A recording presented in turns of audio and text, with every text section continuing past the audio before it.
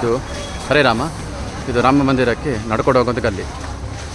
December 6, 1992 ಆವಾಗದ ಉತ್ತರ ಪ್ರದೇಶದ ಮುಖ್ಯಮಂತ್ರಿ ಆಗಿದ್ದಂಥ ಕಲ್ಯಾಣ್ ಸಿಂಗ್ ಒಂದೇ ಒಂದು ಹುಳವನ್ನು ಸಹ ಇದರೊಳಗಡೆ ಬರಲಿಕ್ಕೆ ಬಿಡೋದಿಲ್ಲ ಅಂತ ಹೇಳಿದಂಥ ಕಲ್ಯಾಣ್ ಸಿಂಗ್, ಅಶೋಕ್ ಸಿಂಘಾಲ್, ಕೊಠಾರಿ ಬ್ರದರ್ಸ್ ಇವರಿಂದಾಗಿ ಈ ಒಂದು ಜಾಗದಲ್ಲಿ ಆ ಸಮಯದಲ್ಲಿ ತುಂಬ ಜನರನ್ನು, ಸಾಧು ಸಂತರನ್ನು ಕೊಂದು ಹಾಕಿದಂತಹ ಜಾಗ.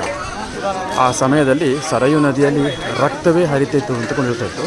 ಸೊ ಈ ಒಂದು ಜಾಗ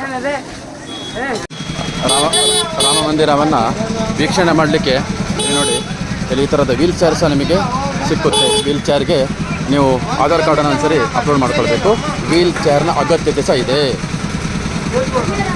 ವೀಲ್ ಚೇರ್ ಸಹ ನಿಮಗೆ ಸಿಗುತ್ತೆ. ನೋಡಿ ಎಷ್ಟು ವೀಲ್ ಚೇರ್ಗಳು ಬಂತು ಅಂತ ನೋಡಿ, ಎಲ್ಲಿ ಎಷ್ಟು ವೀಲ್ ಚೇರ್ಗಳು ಬಂತು.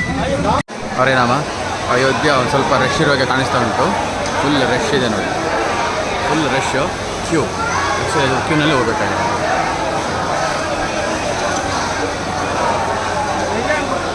ನಮ್ಮ ಯೋಗೀಶಣ್ಣ ಸಹ ಕ್ಯೂಗೆ ನಿಂತಿದ್ದಾರೆ ನೋಡಿ.